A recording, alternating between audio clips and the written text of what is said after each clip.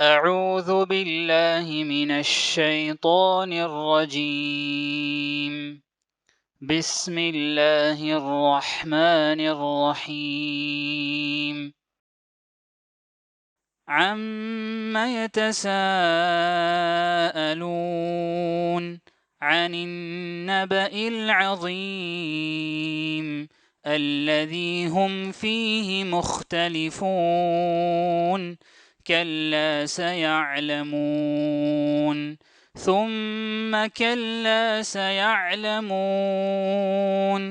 ألم نجعل الأرض مهادا والجبال أوتادا وخلقناكم أزواجا وجعلنا نومكم سباتا وجعلنا الليل لباسا وجعلنا النهار معاشا وبنينا فوقكم سبعا شدادا وجعلنا سراجا وهاجا وأنزلنا من المعصرات ماء ثجاجا لنخرج به حبا ونباتا وجنات ألفافا اللہ کے نام سے جو بے انتہا مہربان اور رحم فرمانے والا ہے۔ یہ لوگ کس چیز کے بارے میں پوچھ گچھ کر رہے ہیں؟ کیا اس بڑی خبر کے بارے میں جس کے متعلق یہ مختلف چہم گوئیاں کرنے میں لگے ہوئے ہیں؟ ہرگز نہیں عنقریب انہیں معلوم ہو جائے گا۔ ہاں ہرگز نہیں عنقریب انہیں معلوم ہو جائے گا۔ کیا یہ واقعہ نہیں ہے کہ ہم نے زمین کو فرش بنایا اور پہاڑوں کو میخوں کی طرح گاڑ دیا اور تمہیں مردوں اور عورتوں کے جوڑوں کی شکل میں پیدا کیا اور تمہاری نیند کو باعث سکون بنایا اور رات کو پردہ پوش اور دن کو معاش کا وقت بنایا اور تمہارے اوپر 7 مضبوط آسمان قائم کیے، ایک نہایت روشن اور گرم چراغ پیدا کیا اور بادلوں سے لگاتار بارش برسائی تاکہ اس کے ذریعے غلہ اور سبزی اور گھنے باغ اگائیں۔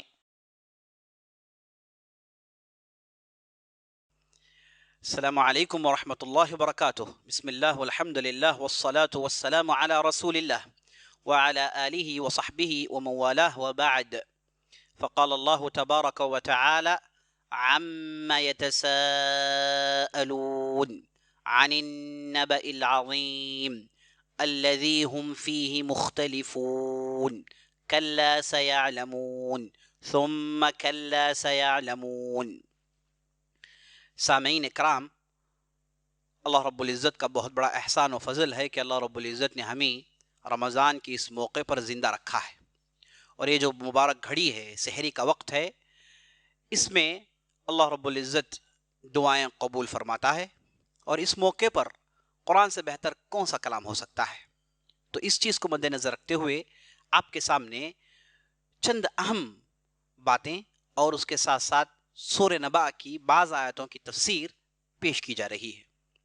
گزشتہ کی مجلس میں جس کا تعلق انٹروڈکشن سے تھا، تمہید سے تھا، بہت ساری اہم باتیں آپ کے سامنے آئیں۔ ان میں سے چند باتیں رہ گئی تھی جنہیں مکمل کر کے ہم تفسیر کی طرف آگے بڑھتے ہیں۔ جو اہم بات جو رہ گئی تھی وہ یہ تھا کہ جو ترجمہ ہے، ہم نے کہا کہ ترجمے کی 2 قسمیں، ترجمہ حرفیہ، ترجمہ معنویہ۔ تو ترجمہ معنویہ، معنوں کا ترجمہ جو کہ جائز ہے ایک حد تک، اس کے لیے اہل علم نے بعض کنڈیشنز لگائے ہیں۔ یہ نہیں کہ ہر آدمی ترجمہ کرے، مترجم کے لیے بعض شروط اہل علم نے لگائے ہیں، بعض قیود ہیں۔ یہ نہیں کہ ہر آدمی اپنی مرضی سے ترجمہ کرے، ایسا ممکن نہیں ہے۔ تو ان شرطوں میں 3 اہم شرطیں ہیں جن کا ہمیں جاننا ضروری ہے۔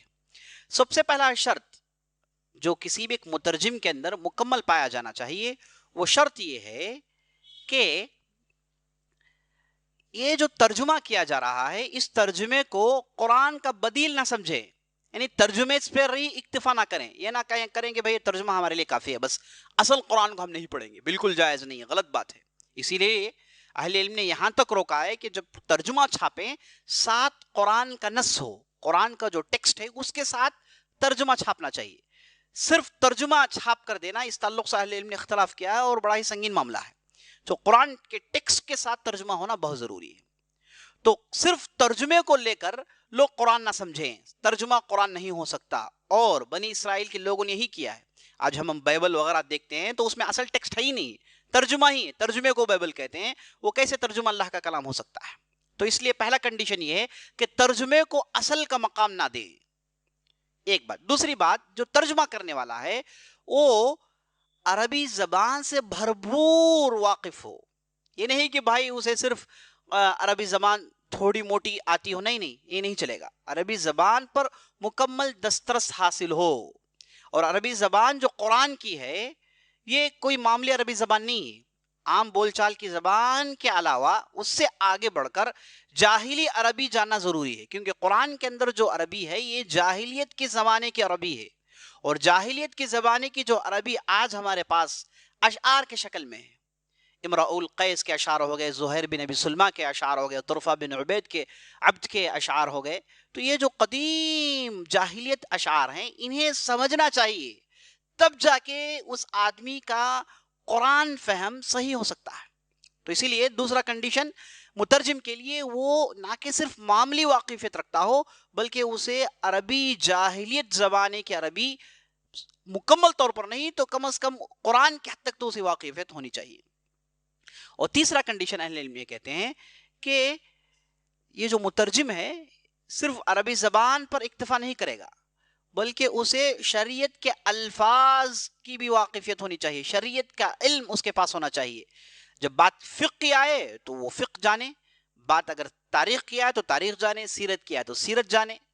تو یہ جو اہم علوم ہے, اسلامی علوم ہے, اس پر بھی اسے مہارت ہونی چاہیے, اس حد تک کہ قرآن کی آیت کی تفسیر کر لے. کیونکہ جو قرآن کی جو تفسیر ہے یہ تفسیر صرف زبان سے متعلق نہیں ہے.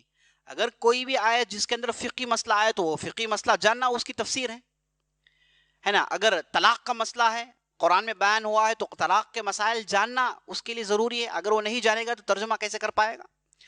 تو اس لیے یہ تین کنڈیشنز کا ہونا ضروری ہے مترجم کے لیے, جس کا میں آپ کے سامنے عرض کرنا ضروری سمجھ رہا تھا. اب چلیے تفسیر کا آغاز کرتے ہیں. تفسیر, ہم سب سے پہلے جس سورت کو لینے والے ہیں وہ سورت ہے سورۃ النبأ. یہ جز عم, پارے عم کی پہلی سورت ہے. اسے سورۃ النبأ کہا جاتا ہے.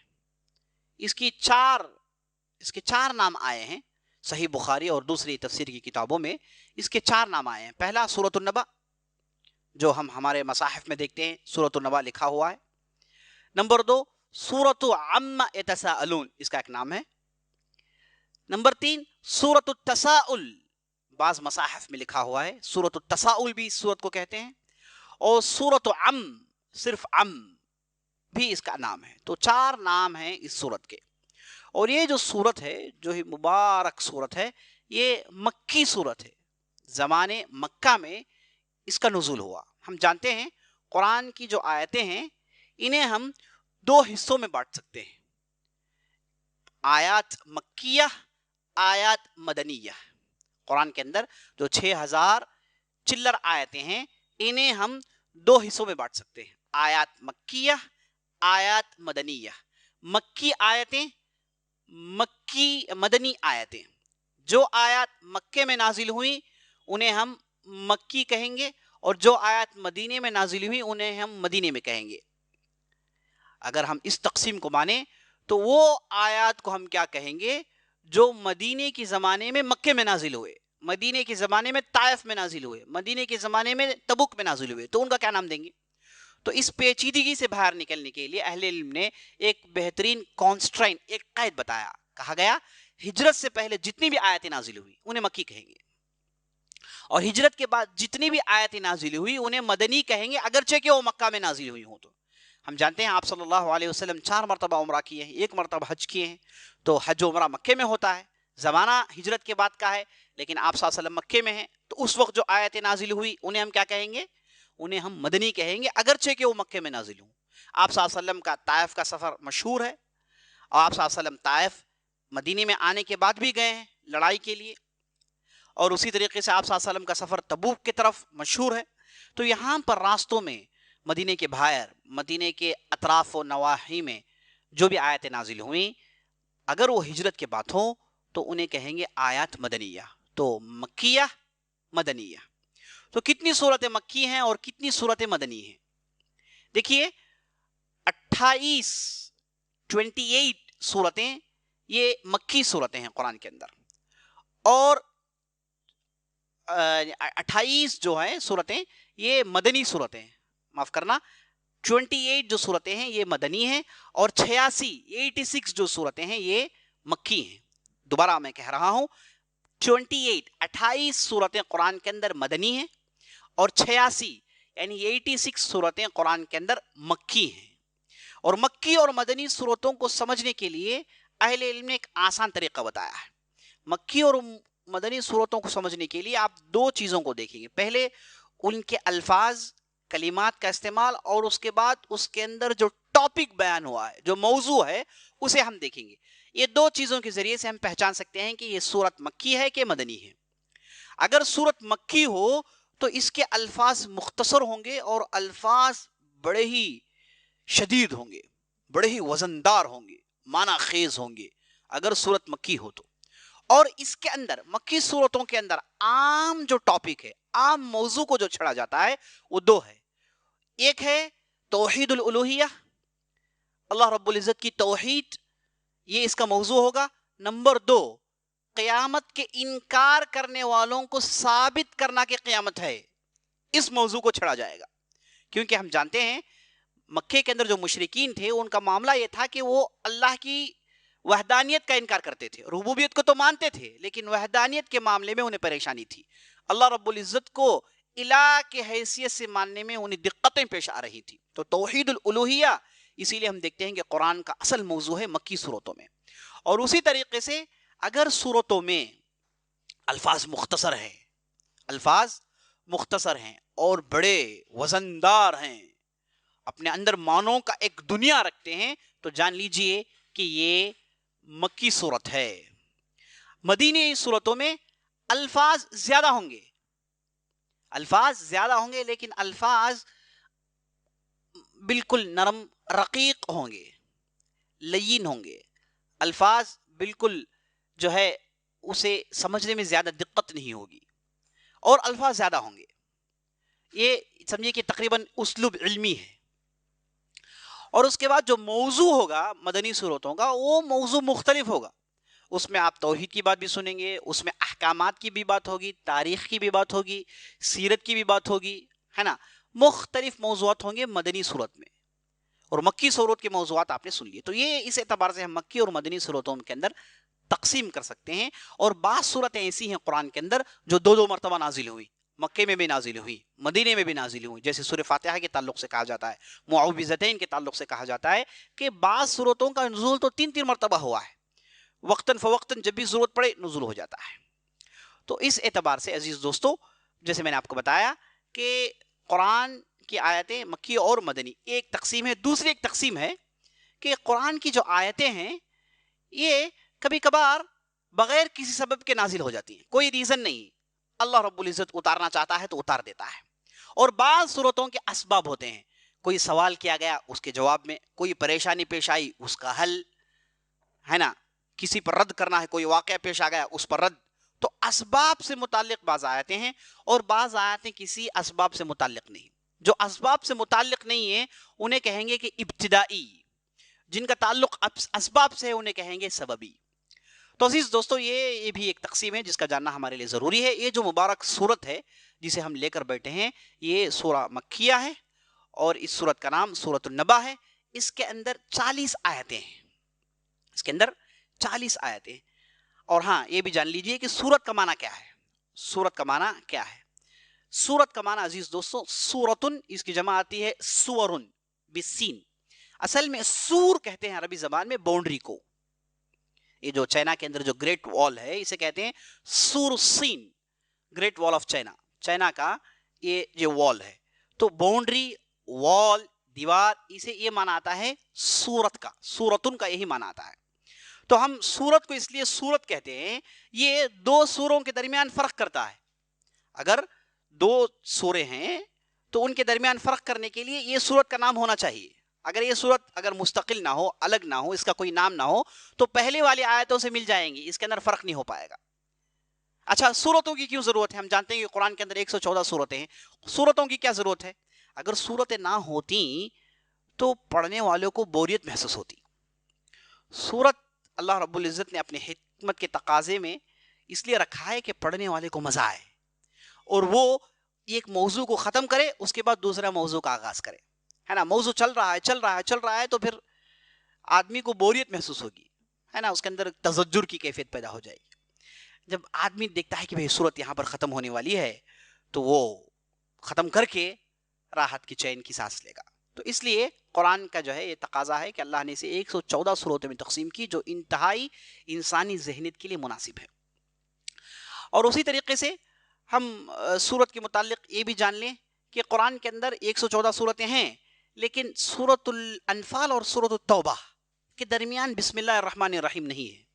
یعنی دونوں صورتوں کو گویا کہ ایک ہی صورت کو مانا گیا ہے، دونوں کے موضوعات ایک ہیں، اسلوب ایک ہے، طریقہ ایک ہے، منہج ایک ہے. تو اس اعتبار سے دونوں صورتیں لگ بھگ ملی جھولی ہیں، اس لیے ان کے درمیان بسم اللہ الرحمن الرحیم نہیں ہے. تو ہر صورت کے اختتام پر، ایک نئی صورت کی شروعات پر بسم اللہ الرحمن الرحیم مصحف کے اندر لکھا گیا ہے. آپ قرآن اٹھا کر پڑھیں گے، مصحف اٹھا کر پڑھیں گے تو وہاں پر آپ دیکھیں گے کہ ہر صورت کے آغاز میں بسم اللہ الرحمن الرحیم ہے. تو یہ بسم اللہ الرحمن الرحیم دو صورتوں کے اندر ڈفرینسیشن پیدا کرتا ہے، فرق پیدا کرتا ہے. اچھا، اب یہاں پر سوال یہ ہے کہ کیا ہر صورت کی پہلی آیت بسم اللہ الرحمن الرحیم ہے، یا تو پھر اسے فرق کرنے کے لیے رکھا گیا ہے؟ ہم جانتے ہیں سورۃ النمل کے اندر ایک آیت ہے جس میں اللہ نے کہا انہ من سلیمان وانہ بسم اللہ الرحمن الرحیم. سورہ نمل کے اندر یہ آیت ہے، یہ سلیمان کی طرف سے ہے اور یہ اللہ کے نام سے ہے جو رحمان و رحیم ہے. تو یہ سورت کی ایک آیت کا حصہ بسم اللہ الرحمن الرحیم ہے، اس میں کوئی اختلاف نہیں. قرآن کی آیت ہے بسم اللہ الرحمن الرحیم.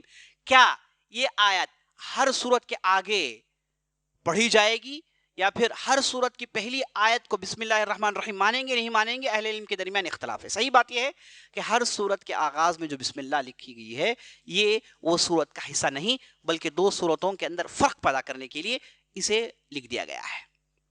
تو یہ بھی ہمارے لیے جاننا ضروری ہے. تو چلیے، سورۃ النبا کے متعلق آپ نے سنا کہ یہ مکی سورت ہے، اس کے اندر 40 آیتیں ہیں، اس کے یہ نام ہیں. اور یہ جو سورت ہے، میں آپ کو ایک بیسک خاکہ دے دیتا ہوں، بنیادی خاکہ دے دیتا ہوں تاکہ آپ اس سورت کو بڑے اچھے انداز سے سمجھ پائیں. یہ سورت کے اندر 5 موضوعات ہیں، 5 ٹاپکس ہیں، ایک دوسرے سے جڑے ہوئے ہیں. گویا کہ چین ہے، اس کی کڑیاں جڑی ہوئی ہیں. اس چین کے اندر 5 کڑیاں ہیں، ایک کڑی کے بعد دوسری کڑی، دوسری کے بعد تیسری، تیسری کے بعد چوتھی، چوتھی کے بعد 5ویں. تو پہلی کڑی اس سورت کے اندر ایک سوال ہے. اگر کوئی بھی سورت کسی بھی سوال کو لے کر اترے تو اسے کیا کہتے ہیں؟ سببی کہتے ہیں. تو یہ سورت سببی ہے، ایک سبب کی وجہ سے نازل ہوئی. تو سبب کیا ہے کہ سورت کی شروع کی 5-6 آیتوں میں یہ کہا گیا ہے کہ لوگ پوچھ رہے ہیں، عما یتساءلون، لوگ آپس میں گپ چپ کر رہے ہیں، پوچھ رہے ہیں، ایک دوسرے سے پوچھ رہے ہیں. عما یتساءلون، اور کس چیز کے تعلق سے پوچھ رہے ہیں؟ عن النبأ العظیم، ایک بہت بڑے خبر کے تعلق سے آپس میں چہم گوئیاں ہو رہی ہیں، آپس میں پوچھ تاچھ ہو رہی ہے. عن النبأ العظیم الذی هم فیہ مختلفون، اور جسے لے کر یہ لوگ اختلاف میں پڑے ہوئے ہیں. کلا سیعلمون، ہرگز نہیں، یہ جو اختلاف ہے ابھی دور ہو جائے گا.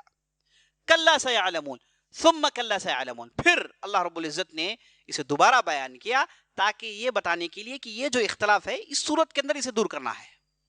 یہ سوال کا جواب اس صورت کے اندر آنے والا ہے. دیکھیں قرآن کا اسلوب کتنا بہترین ہے، قرآن کا اسلوب کتنا بہترین ہے. کبھی کبھار آیات کو 2 مرتبہ دہرایا جائے گا، یہ اس لیے نہیں کہ اسے جو ہے ایسے ہی دہرایا جا رہا ہے، نہیں، اسے دہرانے کے پیچھے مقاصد ہے. سننے والوں کو جھنجھوڑنا مقصود ہوتا ہے. 2 مرتبہ، 3 مرتبہ کبھی کبھار قرآن کے اندر آیاتوں کو دہرایا جاتا ہے، اور کبھی کبھار اس سے بھی زیادہ، تاکہ سننے والے کے انتباہ کو، سننے والے کے اٹینشن کو گریب کرے. تو قرآن عزیز دوستوں، میں جیسے میں کہتا ہوں، قرآن کے اندر اللہ رب العزت نے ہائی کوالٹی کیمراز رکھے ہیں، ہے نا، جس میں واقعات کو ریکارڈ کیا جاتا ہے. جب آدمی قرآن پڑھتا ہے، پڑھتا نہیں ہے، واقعات کو دیکھتا ہے. اسی لیے میں نے کسی تفسیر میں پڑھا تھا تو مفسر نے بڑے اچھے انداز سے کہا کہ اب کیمرہ اس طرف لیا جا رہا ہے. ایک موضوع سے ایک دوسرے موضوع کو انہیں جانا تھا تو انہوں نے یہ نہیں کہا کہ اب دوسرا موضوع آنے والا ہے، انہوں نے کہا کہ اب کیمرہ اس طرف پھیر دیا جا رہا ہے، اب اس دنیا کو دکھایا جا رہا ہے. سبحان اللہ. اور بات حقیقی ہے، اس کے اندر واقعات کو دکھایا جاتا ہے. اس کے اندر جو الفاظ ہیں اور جس طریقے سے اس کا بھاؤ ہے اور یہ جو اسلوب ہے عربی زبان جاننے والا اس کے اندر عجیب و غریب لطف اندوز ہوتا ہے، عجیب و غریب اسے مزہ آتا ہے. میں اللہ سے دعا کرتا ہوں کہ اللہ رب العزت سننے والوں کو اور کہنے والوں کو سب کو یہ موقع دے کہ وہ قرآن کو ڈوب کر سمجھے، قرآن کو ڈوب کر سمجھے، قرآن کے مقاصد کو سمجھے، قرآن کے اندر اس کے جو تدبر کی جو حقوق ہیں اسے ادا کریں. تو بہرحال پہلا جو موضوع ہے ایک سوال کے تعلق سے کہ بڑی خبر ہے، بڑی خبر کے تعلق سے پوچھ تاچھ ہو رہی ہے. اب اس کے بعد ایک موضوع ہے، اس کے بعد یہ جو بڑی خبر کے تعلق سے جو پوچھ تاچھ ہو رہی تھی اسے اللہ رب العزت نے یہ کہہ کر سمجھایا. اچھا، یہ بڑی خبر جس کے تعلق سے پوچھ تاچھ ہو رہی ہے، بڑی خبر کیا ہے؟ عن النبأ العظیم. یہ بڑی خبر کیا ہے؟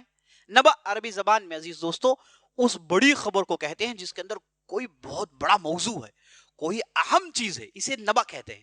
اگر معاملی نیوز ہے تو اس کے لیے عربی زبان میں لفظ ہے خبر، اس کی جمع آتی ہے اخبار. لیکن یہ معاملی نیوز نہیں، اس کے اندر بہت بڑی بات بیان کی جا رہی ہے جس کا تعلق دنیا اور آخرت سے ہے، انسان کی زندگی سے ہے، اس کی زندگی کی اصلاح اس سے جڑی ہوئی ہے. اگر ایسی کوئی خبر ہے تو اسے ہم کہتے ہیں نبأ، اور قرآن نے نبأ کا لفظ استعمال کیا. عن النبأ العظیم، بہت بڑی خبر کے تعلق سے لوگ پوچھ تاچھ کر رہے ہیں. تو یہ بہت بڑی خبر کیا ہے؟ مفسرین نے کہا کہ بہت بڑی خبر سے مراد یوم القیامت ہے، کہ قیامت کے تعلق سے لوگ پوچھ تاچھ کر رہے ہیں، اس تعلق سے اختلاف میں پڑے ہوئے ہیں، اور اللہ رب العزت ان قریب انہیں اس تعلق سے انفارمیشن دینے والا ہے. یہ باتیں یہ شروع کی آیتوں میں بیان کی گئی ہیں. اور بعض اہل علم نے کہا کہ یہ بڑی خبر سے مراد قرآن کریم ہے، کیونکہ جب قرآن نازل ہوا تو مشرکین جمع ہوتے، قریش جمع ہوتے، یہ قرآن کی آیتوں کو سنتے بڑے تعجب میں پڑ جاتے، آپس میں چہمے گوئیاں ہوتی کہ بھائی یہ کیا ہے، یہ قرآن چیز کیا ہے؟ ہم تو شعر جانتے ہیں، یہ نثر کے اندر یہ شعر کا تصور کیسے آ گیا؟ یہ آپس میں پڑھتے ہیں، اس کے انفارمیشن کو لے کر، اس کے اخبار کو لے کر بڑے تعجب میں ہوتے ہیں. یہ ان کی مجلسوں میں عام گفتگو ہوا کرتی تھی. تو اہل علم نے کہا کہ قرآن بھی اس سے مراد ہو سکتا ہے. لیکن جب سورت کے خاکے کو دیکھتے ہیں، سیاق و سباق کو دیکھتے ہیں، تو یہ کہنا زیادہ درست ہوگا یوم القیامت کے تعلق سے ان کے درمیان پوچھ تاچھ ہو رہی تھی. تو یہ یوم القیامت کے تعلق سے پوچھ رہے ہیں، اس تعلق سے شک میں پڑے ہوئے ہیں، تو اس شک کو دور کرنے کے لیے یہاں پر دوسری کڑی لائی گئی. اور یہ دوسری کڑی کا آغاز ان آیتوں سے ہوتا ہے. کلا ثم کلا سیعلمون الم نجعل الارض مہادا والجبال اوتادا وخلقناكم ازواجا وجعلنا نومكم سباتا وجعلنا الليل لباسا وجعلنا النهار معاشا وبنينا فوقكم سبعا شدادا وجعلنا سراجا وهاجا وانزلنا من السماء من المعصرات ماء ثجاجا لنخرج به حبا ونباتا وجنات الفافا. یہ آیتیں ہیں، یہاں پر اللہ رب العزت یہ جو دوسری کڑی ہے اس کے اندر اللہ رب العزت یہ کہتا ہے کہ تم قیامت کے تعلق سے تعجب میں پڑے ہو، تمہیں یہ بات سمجھ میں نہیں آ رہی ہے کہ مرنے کے بعد دوبارہ کیسے زندہ کیا جائے گا. یوم القیامت کے اندر محمد ایک کہہ رہے ہیں صلی اللہ علیہ وسلم کے لوگوں کو اٹھایا جائے گا اور ان سے پوچھ تاچھ ہوگی، اور ہر چیز کے تعلق سے پوچھ تاچھ ہوگی. یہ جو محمد کہہ رہے ہیں اس تعلق سے اختلاف ہے. تو اللہ کے لیے دوبارہ اٹھانا یہ کوئی بڑی بات نہیں ہے. کیا اللہ نے زمین کو فرش نہیں بنایا؟ الم نجعل الارض مہادا والجبال اوتادا، کیا اللہ نے پہاڑوں کو میخوں کی طرح زمین میں گاڑا نہیں؟ وَخَلَقْنَاكُمْ أَزْوَاجًا، اور اللہ نے تمہارے اندر جوڑے بنائے، پیرز بنائے، کہیں سفید ہو تو کالا ہے، کوئی نر ہے تو کوئی مادہ ہے. اللہ نے تمہارے اندر جوڑے بنائے ہیں، آسمان ہے تو زمین ہے، ہر چیز میں جوڑے اللہ نے بنائے. یہ جو بنانے والا ہے کیا وہ قادر نہیں دوبارہ آپ کو زندہ کرنے کے لیے؟ وَجَعَلْنَا نَوْمَكُمْ سُبَاتًا، اور تمہارا رات میں سونا اللہ نے راحت و چین کا باعث بنایا ہے. تم رات میں جو سوتے ہو اس تعلق سے اللہ رب العزت کہتا ہے کہ اس کے اندر چین و سکون ہے. اور سبحان اللہ، یہ ایک ایک لفظ کے اندر ہم تفسیر کرنے بیٹھیں گے تو کئی گھنٹے نکل جائیں گے، لیکن ہم کو چونکہ وقت کی پابندی کرنی ہے، 25-30 منٹ کا یہ وقفہ ہے جس میں ہم کو پوری باتیں بیان کرنی ہے، اس لیے میں بہت ساری باتیں چھوڑ کے آگے بڑھ رہا ہوں، لیکن ضرور جو چیز ہے، جو اہم چیز ہے جسے آپ کو سمجھنا ہے، وہ تو بیان کروں گا ضرور انشاءاللہ۔ وَجَعَلْنَا اللَّيْلَ لِبَاسًا، ہم نے رات کو تمہارے لیے ایک کپڑا بنایا، رات کو ہم نے تمہارے لیے لباس بنایا، چونکہ رات جب آتی ہے گویا کہ چادر ہے جو چھا جاتی ہے۔ وَجَعَلْنَا النَّهَارَ مَعَاشًا، اور دن محنت کرنے کے لیے ہم نے بنایا ہے، دن میں محنت کرو، رات میں چین لو، اختیار آپ کے لیے بھرپور ہے کہ دن میں محنت کرو اور رات میں چین و سکون اختیار کرو۔ وَبَنَيْنَا فَوْقَكُمْ سَبْعًا شِدَادًا، اور تمہارے اوپر ہم نے 7 مضبوط آسمان بنائے ہیں۔ وَجَعَلْنَا سِرَاجًا وَهَاجًا، اور ان آسمانوں میں ہم نے روشن، نہایت روشن، جگمگاہٹ والا، انتہائی چمکنے والا ایک چراغ رکھا ہے۔ چراغ، وہاج کا یہی معنی ہے، نہایت روشن، جگمگاہٹ والا، چمکنے والا، اور سراج کہتے ہیں چراغ کو۔ تو ہم نے آسمان میں ایک چراغ رکھا ہے، مراد سورج ہے۔ اور اس کے بعد اللہ نے کہا وَأَنزَلْنَا مِنَ الْمُعْصِرَاتِ مَاءً ثَجَّاجًا، اور اس کے بعد ہم نے نچھڑے ہوئے بادلوں سے، ابروں سے ہم نے ڈھیر سارا پانی اتارا، ایسا موسلا دھار ہم پانی اتارتے ہیں جو پائے در پہ پانی اترتا ہے، ان ابروں سے ہم اتارتے ہیں۔ کس لیے اتارتے ہیں؟ لِنُخْرِجَ بِهِ حَبًّا وَنَبَاتًا، یہ پانی آسمان سے جب اس زمین میں گرتا ہے، یہ پانی جو اس کا ایک رنگ ہم جانتے ہیں، اور یہ جو زمین جس کی خاک ہم جانتے ہیں، یہ پانی اور خاک ملتے ہی اس میں سے لِنُخْرِجَ بِهِ حَبًّا وَنَبَاتًا، ہم اس میں سے دانے اور پودے نکالتے ہیں، دانے اور پودے نکالتے ہیں، سبحان اللہ۔ دانے، وہ دانے جو زمین کے نیچے ہوتے ہیں، جیسے آلو ہو گیا اور دوسری چیزیں جو زمین کے نیچے اگتی ہیں، پودا تو اوپر ہوتا ہے، نیچے اگتی ہے، اور بعض پودے اوپر ہوتے ہیں۔ تو اللہ رب العزت کہتا ہے کہ بارش برسا کر اس چٹیل زمین میں، اس زمین کی چھاتی میں جس کے اندر سکاڑ آیا ہوا تھا، ہم نے بارش برسایا، یہاں سے مردے سے ہم نے زندگی کو نکالا۔ پانی اور زمین، مردہ زمین، یہاں سے زندگی کا امکان کا تصور ہم نے تمہیں دیا، ممکن ہے مری ہوئی چیز سے انسان کو اللہ زندہ کر سکتا ہے، جیسے اس زمین سے اللہ نے پودوں کو زندہ کیا۔ لِنُخْرِجَ بِهِ حَبًّا وَنَبَاتًا وَجَنَّاتٍ أَلْفَافًا، یہ دانے اور یہ پودے آگے چل کر کیسے بن جاتے ہیں؟ گھناؤں نے جنگلات میں تبدیل ہو جاتے ہیں۔ جنات کہتے ہیں وہ باغات کو جس میں آدمی داخل ہو تو چھپ جاتا ہے۔ الفاف کہتے ہیں، لف کہتے ہیں عربی زبان میں کسی بھی چیز کو فولڈ کرنے کو، موڑنے کو۔ تو یہ ایسے گھنے جنگلات اللہ رب العزت زمین میں نکالتا ہے، جو آپس میں جن کی پودے، جو جھاڑ ہوتے ہیں، جن کے جو برانچز ہوتے ہیں، جن کی ڈھالیاں ہوتی ہیں، ٹہنیاں ہوتی ہیں، آپس میں ایک دوسرے میں داخل ہوئی ہوتی ہیں۔ تو یہ جو دوسرا موضوع ہے جس میں اللہ رب العزت نے یہ لگ بھگ 10 سے 11 آیتیں ہیں جس میں اللہ رب العزت نے اپنی نعمتوں کو گنوایا، اس وجہ سے کہ دیکھو یہ سب کچھ ہونے کے بعد مردہ زمین کو اللہ زندہ کر سکتا ہے، تو تم قیامت کے تعلق سے جو شک میں پڑے ہوئے ہو کہ دوبارہ زندہ نہیں کیے جاؤ گے، یہ شک کا امکان کہاں ہے بتائیے؟ اللہ یہ کر سکتا ہے، یہ اللہ کے لیے ممکن ہے، تو تمہارا دوبارہ زندگی میں لایا جانا یہ کیسے ممکن نہیں ہے؟ اور سبحان اللہ، جب آدمی مر کر زمین میں، مٹی میں مل جاتا ہے، تو آپ صلی اللہ علیہ وسلم کہتے ہیں کہ اس کے جسم سے عجب الذنب کے نام سے، اس کی جو ریڑھ کی ہڈی ہے اس کے نچلے حصے میں ایک چھوٹا سا تنکا زمین میں رہ جاتا ہے، اور اس تنکے کو اللہ رب العزت آگے ڈیولپ کر کے دوبارہ قیامت کے دن انہیں حشر کے میدان میں جمع کرے گا۔ تو پہلا موضوع قیامت کے تعلق سے شک، دوسرا موضوع اس صورت کے اندر اس شک کو دور کرنے کے لیے اللہ رب العزت اپنی طاقت بتاتا ہے، تاکہ پڑھنے والا جان لے کہ یہ طاقت والا یہ کام اس کے لیے ممکن ہے۔ انشاءاللہ آئندہ کی مجلس میں تیسری، چوتھی اور پانچویں موضوعات پر جو باتیں آئی ہیں آپ کے سامنے عرض کی جائیں گی۔ اقول قولی ھذا واستغفر اللہ لی ولکم ولسائر المسلمین من کل ذنب وخطیئۃ فاستغفروہ انہ هو الغفور الرحیم، وصلی اللہ علی نبینا محمد۔